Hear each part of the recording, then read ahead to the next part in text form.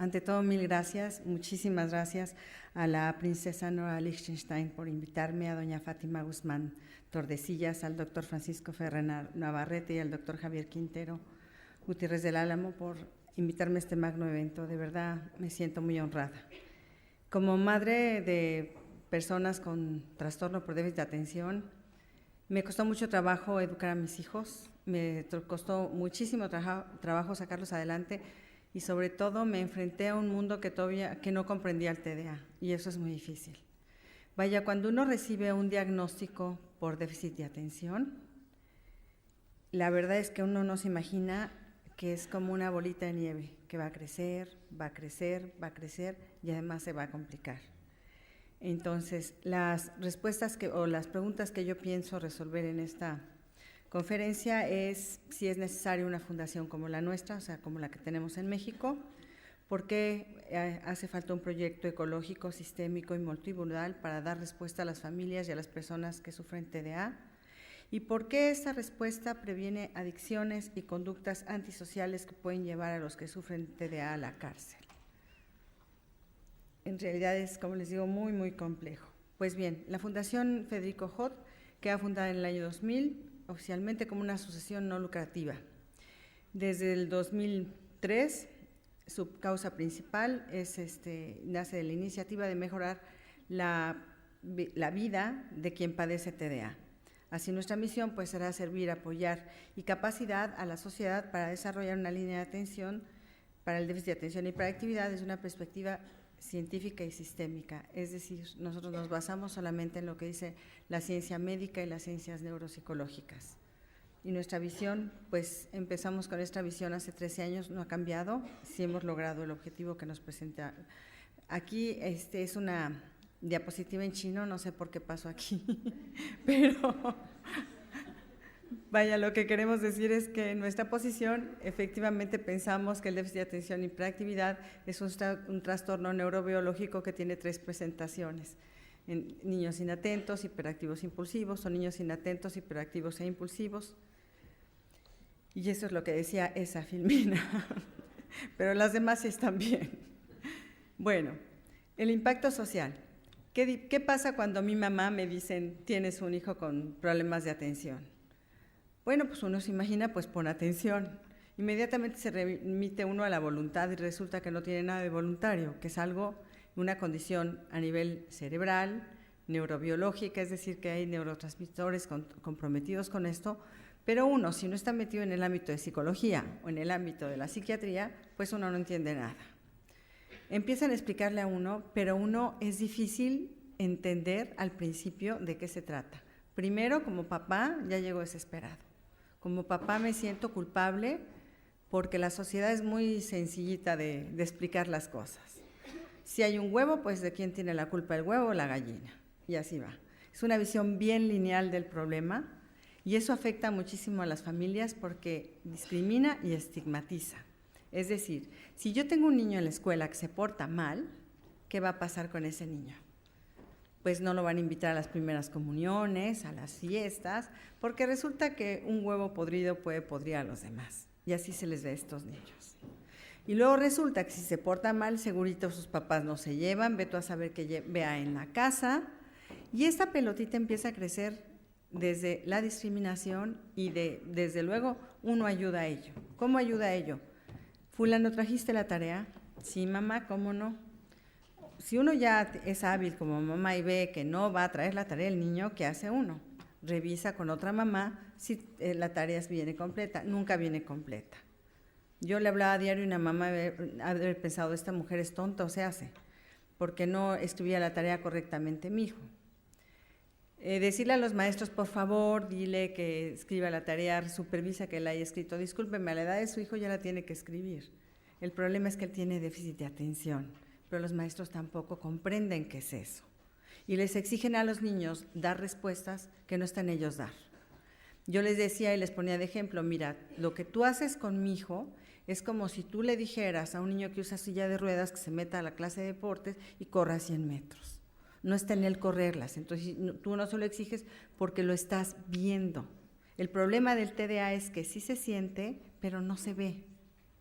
Parecen desobedientes, parecen mal educados. A veces piensan que es sordo porque ciertamente uno repite 10,000 veces las órdenes, pero no las obedecen. El dicho preferido, me acuerdo de mis hijos cuando eran pequeños, era: ¿qué señora, que usted no pone límites en su casa? No, pues sí, pero un límite más me van a meter a la cárcel, óigame. ¿Estamos de acuerdo? O sea, ya los límites llega un momento en que hasta aquí llegué. Y volvían con la misma catinera.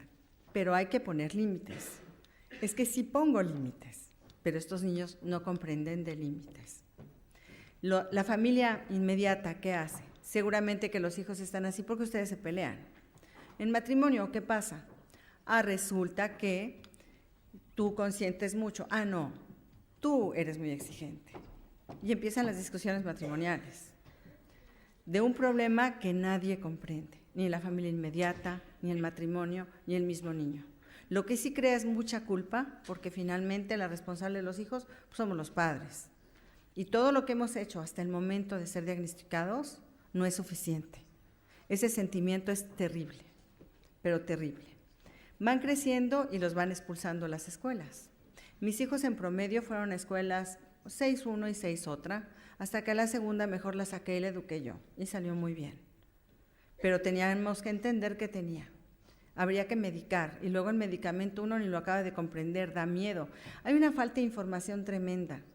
Hay sectas, hay grupos que afirman que el TDA no existe, que la psiquiatría no existe, que es un invento de los laboratorios, que las medicinas son inventos. Entonces ustedes imagínense, tienen un trastorno que aparte la sociedad niega que existe.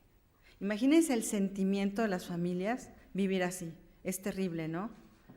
Van creciendo los adolescentes y si no son medicados, pues empiezan a medicar. ¿Y qué pasa con esa automedicación?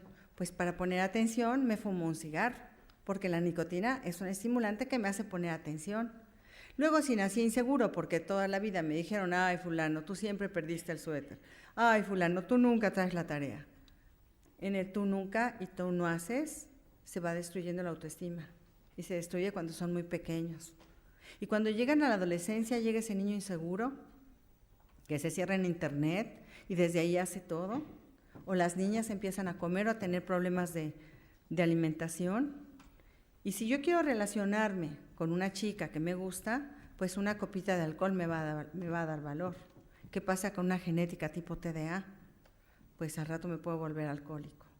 Y a lo mejor para relajarme me fumo, como les dicen aquí, churros de mota o de marihuana, y esa sirve para relajarse. Pero ¿qué creen? También aumenta el TDA y a veces hasta lo produce. Es gravísima la marihuana. Y estos chicos se automedican en lugar de haber ido al psiquiatra, en lugar de haber tomado un medicamento que evite que fume, en lugar de darme seguridad para que no me tome copitas para darme valor. Y en la adolescencia empiezan a flojear mucho, truenan no una materia, sino 5, 6 o 7.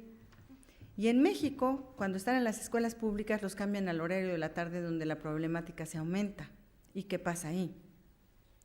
Que se van a una banda donde la banda les dice: tu personalidad me gusta, me encanta que seas tan impulsivo, me encanta que tú vengas a esta banda donde vamos a delinquir, y además aquel, para ser aceptado en el grupo, levanta la mano sin pensar consecuencia alguna y probablemente acabe en la cárcel.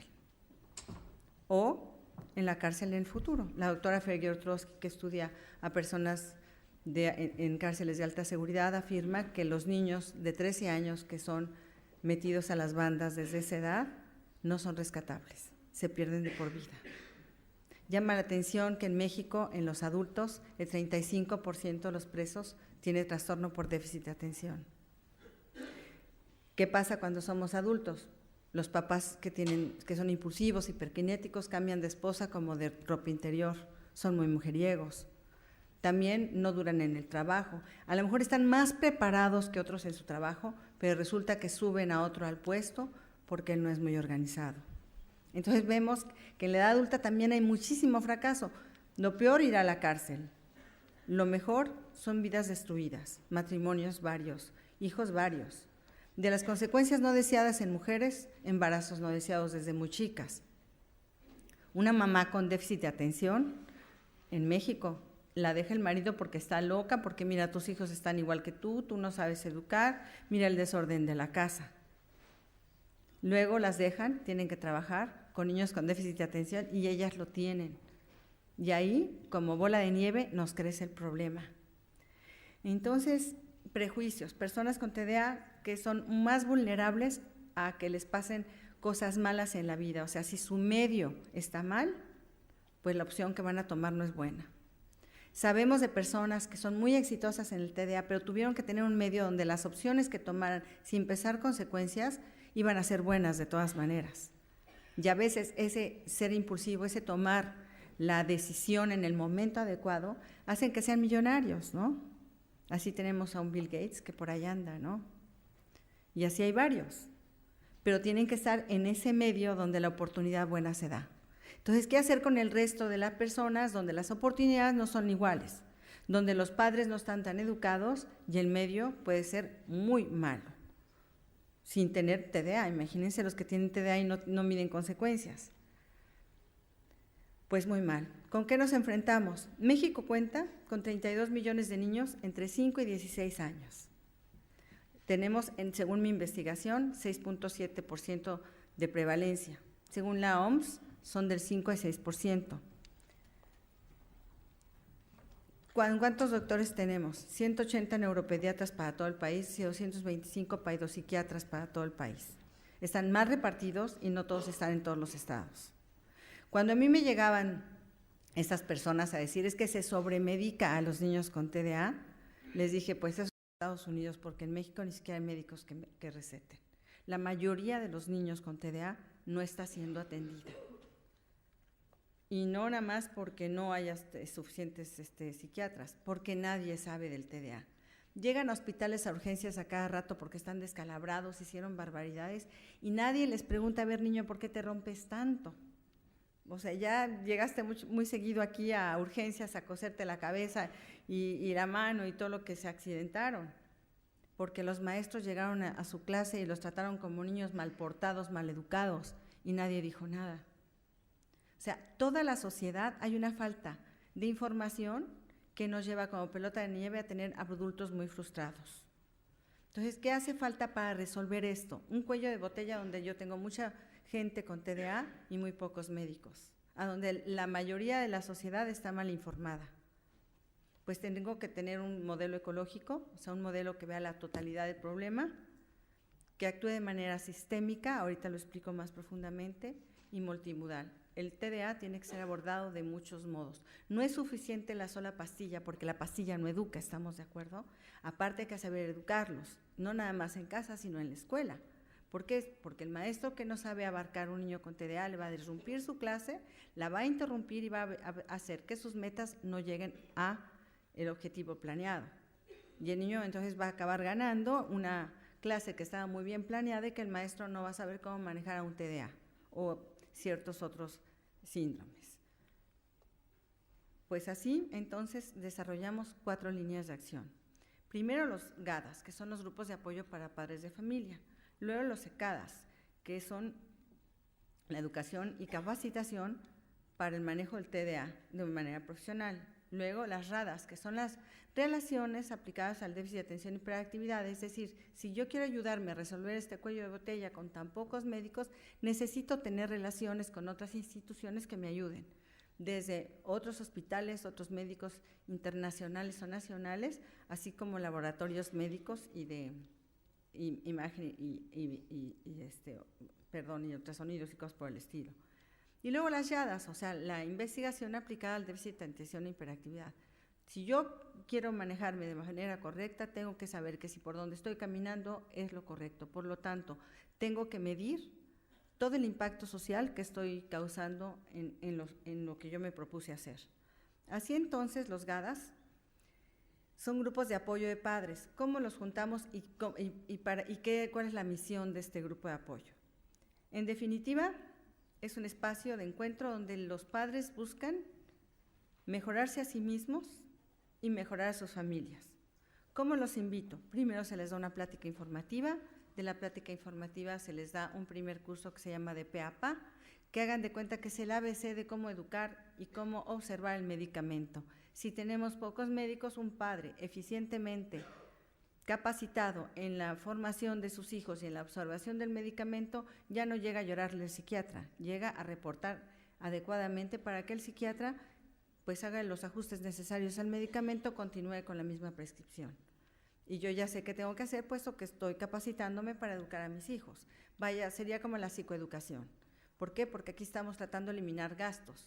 Muchas de estas personas no tienen dinero, ni siquiera tienen acceso ni al servicio social ni a la medicina privada, que es muy cara.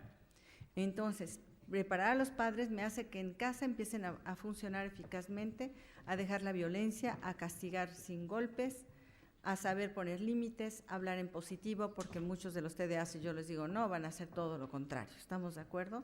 Entonces hay que decirles, en lugar de, niño, si no ves la tele, si no acabas la tarea, no ves la tele, hay dos no, ya el cerebro no funcionó, mejor les decimos, niños, cuando acabes de ver la televisión, cuando acabes de hacer la tarea, ves la televisión. Es lo mismo, pero dicho de diferente forma. Parece que es una tontería, pero no la es para un cerebro con trastorno por déficit de atención. Bueno, ese es un ejemplo de cómo se debe manejar un niño con déficit de atención. Esas armas se las damos en este primer curso.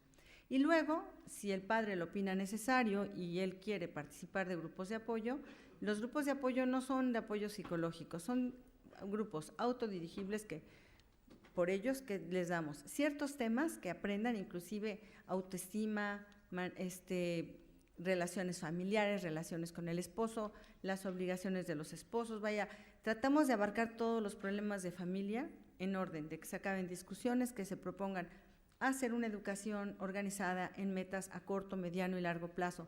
¿Por qué es esto? Porque el TDA es un problema genético en un 85%. Entonces, si hay un niño TDA, resulta que toda la familia tiene TDA, ¿no? Un papá. El niño tiene TDA, el papá seguramente que lo tiene, o mamá.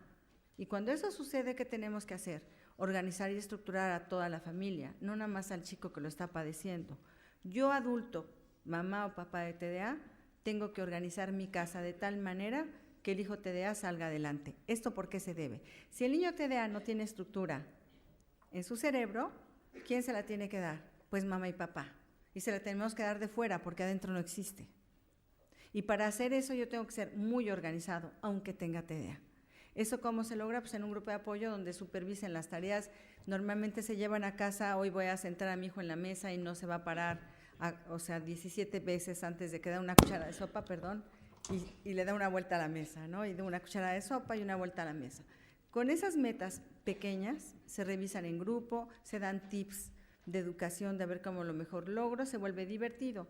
También hacen amigos y hacen ese ámbito que no se logra hacer en la escuela, porque como nos consideran apestados, los niños acaban sin amigos, pero también los papás acabamos sin amigos. Aquí todos nos vamos a dar porras y alegrarnos cuando el niño pasa con la calificación suficiente, sin sentirnos apenados de que llegan las mamás y mi hijo campeón de natación y se ganó la medalla de tal, y yo estoy feliz porque de milagro pasó matemáticas. Y como papá con TDA, pues me alegro por eso, ¿estamos de acuerdo? Entonces, estos grupos para eso sirven. Luego se dan, les digo, las pláticas de orientación, ahí están los temas, los objetivos, que no se las voy a leer, pero ahí lo pueden ver. Y luego se da el grupo de apoyo, que este es el temario, son aproximadamente 30 y tantos temas. El grupo de apoyo tiene una duración más o menos de 3 años, hemos notado. Se van cuando el niño empieza en esa edad noble de los 9, 10, 11 años, regresan en la adolescencia, entonces ahí empiezan los cursos de adolescencia. ¿Por qué no se los damos al principio? Porque uno, cuando es mamá de un niño chico, piensa, ay no, mi hijo no va a hacer eso cuando sea adolescente. No se imagina que sí, eso y peores cosas. Entonces hay que abordar a la adolescencia, a los papás y familias adolescentes de distinta manera. También tenemos el de padre a padre. Este es un curso que lo hicieron las americanas, de hecho, los neuropsicólogos de allá. Como todos los americanos, son cursos muy prácticos. Como les digo, el ABC de cómo educar a los padres, lo tradujimos, lo llevamos a México, lo adaptamos a nuestro ámbito, y la traducción ellos la aplican a los padres de habla hispana que están en Estados Unidos, que son muchísimos.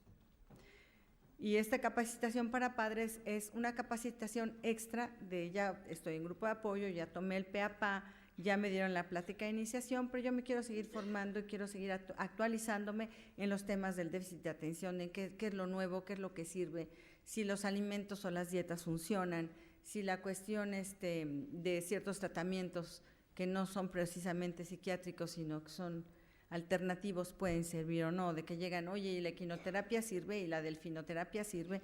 Bueno, hay tantas terapias ahora que hay que saber exactamente si a nuestro niño de déficit de atención le va a funcionar o no. Los padres estamos luego desesperados y queremos darles todas las terapias habidas y por haber y se nos olvida que son niños que también tienen que jugar. Si le quitamos el medicamento de vacaciones, nosotros opinamos que no se debe de quitar porque los niños en vacaciones aprenden a desarrollar relaciones sociales. Y si no están poniendo atención, probablemente esas relaciones se ven muy deterioradas. Acuérdense que lo más dañado para el TDA, según yo, es la autoestima y las relaciones sociales. Un adulto sin autoestima, que es la capacidad de saber que puedo hacer las cosas, es un adulto que seguramente va a tener un fracaso en su vida futura. Y es lo que más tenemos que cuidar. Finalmente, todos aprenden matemáticas y lenguaje. Hay miles de maneras de que estos niños llegan a eso, pero las relaciones sociales y la autoestima, no. Eso se tiene que cuidar definitivamente mucho. Pues bueno, aquí está capacitación a padres, son muchos cursitos. Aquí están. El padre a padre, grupos de apoyo. Y acá estamos. Ay, perdón, es que estoy avanzando, no sé si me fui para atrás y ya. Estamos aquí con las redes de apoyo, son tanto nacionales como internacionales, ¿verdad? Y tenemos a un laboratorio médico que somos su organización social. Ellos se dedican más bien a problemas de obesidad, no tienen medicamentos que ayuden a TDA porque si no parecería más bien negocio y no algo social. Entonces las medicinas para trastorno de déficit de atención ellos no las hacen. Nosotros recomendamos otras medicinas de otros laboratorios que tienen muy buenas y ellos nada más nos dan ese dinero para continuar. Desde luego tenemos relación con la Universidad Autónoma de México, que es la universidad más fuerte en nuestro país, ¿verdad? Con el Mexicano de Filantropía, con el Hospital Psiquiátrico Infantil, con el Instituto de Salud del Estado de México, con el Departamento Regional de Texcoco, que fue donde realizamos nuestra investigación, que después se las platico, y así con las farmacias de México, y bueno, esas serían todas las nacionales que, bueno, están ahí presentes. Y las internacionales tenemos asociación con North Suffolk Association, ellos están en Boston y dependen del Massachusetts General Hospital, de Northeastern University, con Children and Adults with Attention Deficit Disorder, que es la fundación de Estados Unidos, CHAD, con la Universidad de Salem, porque ellos forman maestros, con el National Institute of Health, que es la Secretaría de Salud Americana, con la Universidad de Alcalá de Henares, en Formación, con el Departamento de Psiquiatría Global del Massachusetts General Hospital, con la Fundación Española de Patología Dual, con el JST Coaching and Teaching, que es un curso nuevo que estamos haciendo. El coaching ahora en adolescente está especializado en coaching para adolescentes y adultos con trastorno por déficit de atención, para empoderarlos, y con el Charities AD Foundation, que es el CAP. Todos ellos me ayudan a dar cursos, congresos y todo para capacitar a todas esas personas que no existen en México. Pues en fin, así nace entonces la tercera línea de acción. O sea, si ya hay 220 paidopsiquiatras y hay solamente 120 neuropediatras, ¿qué es lo que tengo que hacer? Pues definitivamente formar a los doctores familiares, que son los que están en primer contacto con el déficit de atención. ¿A quién tengo que formar? Al maestro para que los abarque y no bajen autoestima en ese salón de clases. Ya dijimos a los padres de familia, a los psicólogos, porque resulta que el déficit de atención no pertenece al primer plano de psicología de nuestro país, sino a la especialización, y no todos los psicólogos están especializados. Entonces tenemos que dar clases a psicólogos también, a trabajadores sociales, y en esto se basa todo esto. Así tenemos nuestra capacitación a docentes. Y ustedes dicen, bueno, ¿cómo le llegas a los docentes, a los médicos, a los psicólogos? De las cosas que tiene que hacer un padre de familia es que no puede ser reactivo, sino que tiene que ser proactivo. El padre de familia que reacciona va a reaccionar mal. Tiene que planear cómo va a reaccionar ante todos los universos de cosas que nos suceden, que son muchísimas. De las cosas que tiene que hacer proactivamente, no solamente es educar a sus hijos, es educar a su familia inmediata para que sepan entender y comprender a sus hijos, pero también son motores de cambio. Ellos, al educar a su familia, también nos llevan a las escuelas y las escuelas nos invitan a dar los cursos a sus maestros. Entonces resulta que el padre en este sistema es el más preocupado y es el que nos va a llevar al cambio. Luego ellos llegan a salud, empiezan a solicitar la consulta para el manejo de trastorno por déficit de atención y antes de no ser creo que el 5º lugar, ahora somos el 3er lugar en las clínicas de salud que necesitan consulta. Entonces eso es provocar el cambio y mover a las autoridades de salud a que nos den esos médicos para que los eduquemos y sepan manejar esto en una atención primaria a los niños con déficit de atención. Entonces el padre de familia no nada más educa, sino que es motor de cambio. También el docente lo puede ser, inclusive el médico. Entonces a los docentes, pues, ¿qué se les enseña? A manejar niños no nada más con TDA, sino algunas otras diversidades, a que no les disrumpan la clase, lograr los objetivos y sobre todo que estos niños no salgan expulsados y con la autoestima hasta el piso, ¿verdad? Y con las relaciones todas mal. De ahí tenemos conferencias, talleres y cursos, varios.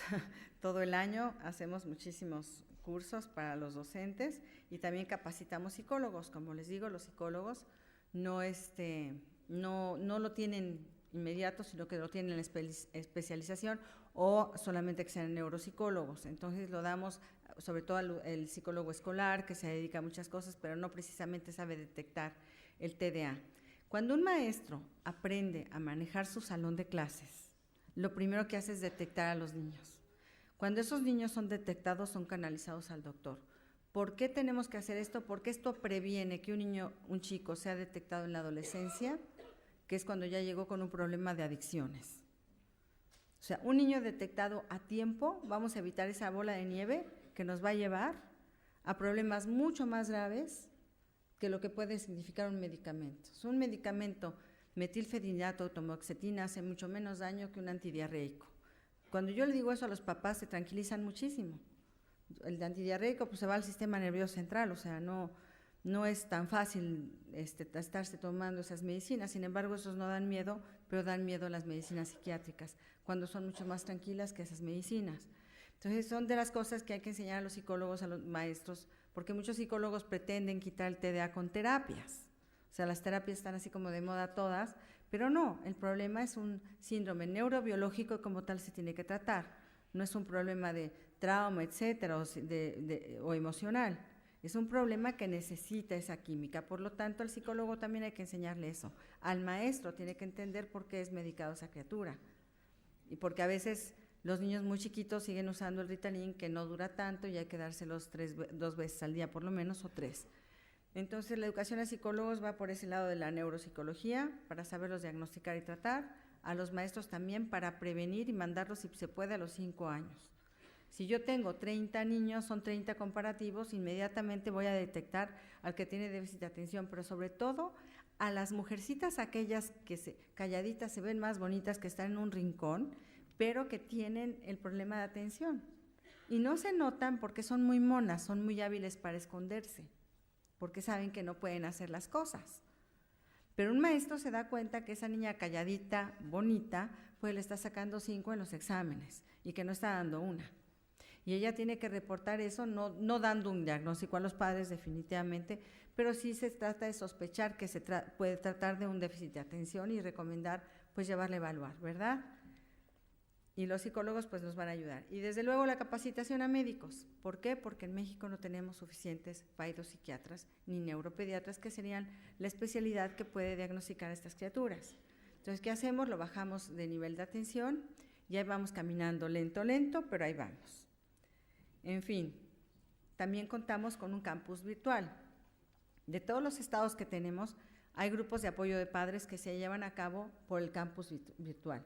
No solamente ese grupo de apoyo, sino la plática de orientación, el curso de PAPA y los grupos de apoyo se pueden llevar por plataforma. Así puedo yo tener mucho más acceso a otros estados de la República y muchos papás se pueden beneficiar pues gracias a las comunicaciones que existen ahora y no precisamente tienen que estar en México. Sí, nuestra sede está en la Ciudad de México, pero de esta manera hemos podido lograr ir a muchos estados. Así tenemos esta capacitación también para padres, docentes y psicólogos, que son diversos. Nosotros ya nos hemos vuelto tan importantes, gracias a Dios, en el TDA, que en la universidad, en la Facultad de Psicología, nosotros tenemos el taller para TDA y se los damos a los que están a punto de egresar como psicólogos de la Nacional Autónoma. Así entonces también tenemos todas estas formaciones. Para docentes también se pueden tomar en línea en el campus virtual, para médicos también, para psicólogos también. Para médicos sí me tienen que dar su cédula profesional, la ponemos en la Nacional Autónoma y la Nacional Autónoma pide el certificado de que ellos ya son capaces de medicar este tipo de pacientes. Y claro, los casos muy difíciles o muy comórbidos se tienen que mandar al Instituto Nacional de Psiquiatría y formarse. Quiero decirles que el Instituto Nacional de Psiquiatría Infantil en México es el único en toda Latinoamérica, o sea, no hay otro. O sea, la situación de Latinoamérica es verdaderamente pobre en este sentido. Que ellos tienden más a ser psicoanalíticos, Argentina, Chile, esas partes, a lo mejor Chile un poco menos, pero conforme va pasando el tiempo van ya entendiendo la parte neuropsicológica, ¿verdad? Y el problema neurológico que tienen estos chicos y otros padecimientos. Así entonces también capacitamos médicos. En nuestras guiadas, ¿qué hacemos? Investigar, procesar y medir el impacto de todo lo que hacemos. Todos nuestros cursos y desde que empezamos con padres están medidos. O sea, nosotros sí tenemos datos de todo absolutamente que se ha movido en esta fundación. Y de esa manera hemos aprendido a caminar. El proyecto como nació, de que era o lanzar primero a los maestros, cualquier grupo que yo toque, lo trato de hacer que sean agentes de cambio. Así si yo llego a una escuela y toco maestros, esos maestros me tienen que llevar necesariamente a los padres. Si yo llego y toco padres, esos necesariamente me tienen que llevar a los maestros que luego no comprenden a sus hijos. Y así consecutivamente vamos bañando a la sociedad como un sistema que es. Entonces, de esa manera es sistémica nuestra fundación. Científica porque solamente nos basamos en lo que dice la ciencia médica. Y multimodal porque el TDA así es abordado por varios modos. Vaya, educación de padres, educación de psicólogos, educación de maestros, educación de médicos. Y de esa manera los niños son abordados de una manera ecológica y multimodal. En fin, nosotros estudiamos en Texcoco a 14 escuelas públicas a 2.202 niños. Ahí es de donde digo que nuestra prevalencia es del 6.7. Ahí también nos salió lo que dice ahora sí que la teoría, niñas inatentas, el 51-49 de niños hiperactivos, y así estuvimos de niños inatentos, y los niños hiperactivos son más que las niñas porque son más inatentas. Entonces sí logramos hacer esa medida.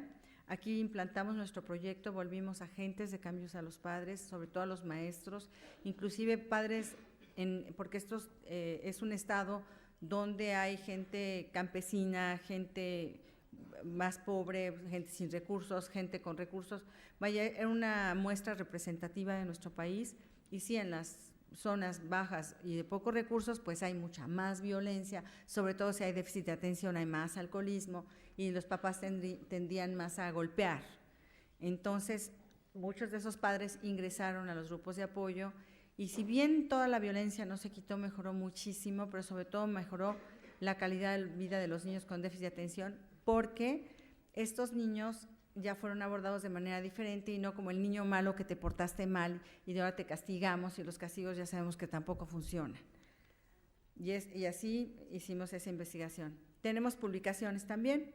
Las publicaciones, tenemos un manual para psicólogos, tenemos otro manual para maestros, tenemos un libro que explica la neurobiología del TDA de manera más sencilla para que maestros y padres de familia lo puedan entender de manera más práctica.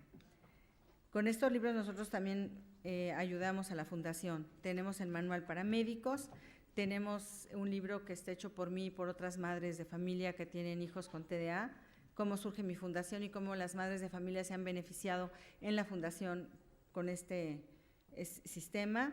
Y luego tengo muchos amigos americanos encantadores que me han donado los libros que tienen en Estados Unidos, le piden permiso a su editorial, yo se los traduzco, me los dan para que yo los venda a la fundación, y con esta manera pues yo también tengo fondos, ellos también me ayudan, no nada más dando cátedras, sino dándome libros para que yo los venda. Y así han surgido Caminando por un Potencial, que es un médico que juraba que el TDA no existe, hasta que descubrió que él lo tenía y se medicó y su práctica empezó a estar muy expedita y fue muy eficiente. Ahora es un gran investigador de TDA, se llama Orrin Mason. ¿Eres tú, soy yo o es tu TDA? Este es un libro para parejas. ¿Cómo se viven parejas con TDA? Luego tenemos el TDA y la conmovilidad en el aura. Sabemos que tienen TDA, pero normalmente no viene solito, viene bien acompañado de varios trastornos. Sobre todo tenemos que tener mucho cuidado cuando es oposicionista, desafiante o disocial. Solos o acompañados es la combinación perfecta para ser adictos. Entonces, eso tenemos que cuidarlo mucho. Impreparado, o sea, este es un libro que habla sobre Tarde Perdido Impreparado, es un libro que habla sobre las facultades ejecutivas. Toda la gente tendemos a decir, bueno, pero los niños TDA son muy inteligentes. Bueno, lo que pasa es que no tiene que ver con la inteligencia, tiene que ver con las facultades ejecutivas. Y como decía un amigo mío, investigador de Boston, el doctor Biderman, tener mucha inteligencia y ser un genio con TDA y no tratarse es como tener un Ferrari en la puerta sin llantas, igualito. O sea, tenemos el gran motor, pero aquellas llantas que me llevan a ejecutar ese gran motor no está funcionando. Entonces tenemos que atender que la inteligencia, si bien hay mucha, nos va a ayudar a salir, si hay más, tenemos que atender el TDA o no funciona esa inteligencia. Después tenemos el empoderamiento de jóvenes y adultos con TDA, que ese es el de coaching que estamos sacando aquí ahorita ese curso. También está en línea, lo certifican los Estados Unidos y está en español. Lo va a dar, digo, por si se les ofrece coaching para adulto joven y TDA adolescente. Ese curso está ya a disposición y empieza en marzo. Todos los años hacemos un congreso. Estos congresos nos sirven para preparar a todos, a papás, a maestros, a médicos, a psicólogos, a trabajadores sociales. ¿Qué hacemos? En el congreso cada uno toma de acuerdo a lo que son, a padres en los padres, a médicos en los médicos, y de esa manera vamos formando y certificando a más profesionales y a los mismos padres los vamos haciendo padres mucho más eficientes y motores de cambio sociales. Después de esto tenemos la plenaria. En esa plenaria ya los padres tienen el lenguaje suficiente para entender a cualquier médico o doctorado, lo que sea, en neurología o en psiquiatría sin tener problemas. Y eso hace que los padres se sientan muy a gusto porque aprenden mucho más sobre lo que es el síndrome, pero teniendo la parte práctica que nos corresponde a los padres. Así hemos tenido 12 congresos internacionales y uno que tuvimos que cancelar este año porque tembló exactamente 2 días antes y el hotel quedó inservible y además seguridad civil, pues cierra todas las estructuras grandes y hasta que no son certificadas la gente puede volver a entrar, especialmente los hoteles. Tuvimos que cancelar el 13º, fíjense, no creo en los números raros, pero lo tuvimos que cancelar y se va a quedar así, como el 13 no se llevó a cabo y el 14 es el que va a seguir. Y de alguna manera, ahí está nuestro 13, impacto del TDA en hombres, mujeres y familia, que es muchísimo, o sea, es el TDA, para nosotros es un trastorno que no nada más daña a una persona, sino que daña todo su ámbito social. No nada más daña a la familia, sino que daña al cónyuge, a la familia interna, externa, o sea, y a la escuela y a la sociedad, puesto que inclusive es parte de seguridad nacional, dado que tanto TDA acaba en la cárcel. Así nos reconocieron la CEMEFI, que es la de filantrofilia, como una institución que somos transparentes y muy claros en todo lo que hacemos, y también CHAD nos dio un reconocimiento por haber traducido y participado en el curso de PAPA, allá le dicen P2P o Parent to Parent, nos dieron muy orgullosos estamos de haber recibido ese reconocimiento como mejores educadores de ese año. Y también tenemos otro que nos mide tipo Standard & Poor's, y nuestra fundación pues ya sacó una calificación A. Eso quiere decir que de cada peso que me dan, yo convierto ese peso lo multiplico por 6 y pico. Entonces los donativos que me da realmente tienen un importante impacto en lo social y eso me lo miden, pues también estamos muy orgullosos de ello.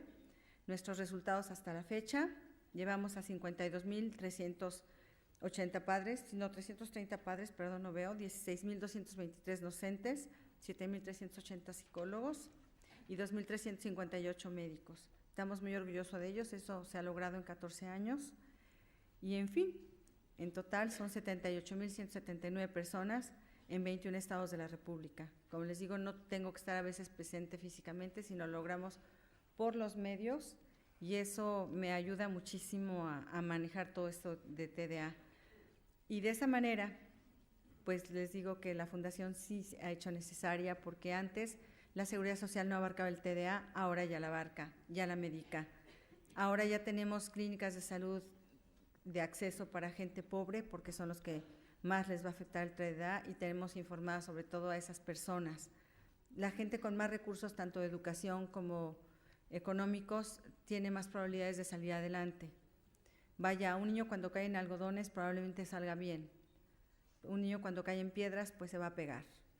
Y esa es la parte del medio que no ayuda al TDA, y tenemos que estar muy pendientes, porque son como polares, pueden tener mucho éxito, pero también pueden acabar en la cárcel. O sea, una fundación como la nuestra lo que hace es prevenir adicciones, prevenir que las familias se desintegren, lograr la integración familiar, y finalmente lo más importante es hacer humanos felices, porque de eso se trata, ¿no? De que tú, ser humano, crezcas pleno, íntegro y feliz. Después, ¿por qué nuestro proyecto es ecológico, sistémico y multimodal? Dar respuesta a la familia y a las personas que sufren TDA. Pues sí, ecológico porque tenemos una visión más totalitaria, más total del TDA. Sistémico porque pensamos que todos podemos ser agentes de cambio para lograr que el TDA sea más conocido, más respetado, y así las personas con TDA no sean discriminadas, estigmatizadas y acaben en la cárcel o en las drogas. Y también es multimodal porque de muchos modos se tiene que abordar el trastorno, no nada más es el medicamento. Tenemos que aprender a educar, a manejar, a comprender, a aceptar las diferencias. Son personas que pueden ser muy buenos soldados, muy buenos bomberos, muy buenos empresarios. Vaya, hay que fomentar que efectivamente tomen esos caminos y no los caminos del crimen y la violencia. También, ¿por qué dar respuesta de previene adicciones, conductas antisociales que pueden llevar a los que sufren el TDA a la cárcel? Porque nuestra fundación, ante todo, lo que hace es prevenir y tratar que las familias sean más felices y la sociedad más exitosa. Muchísimas gracias.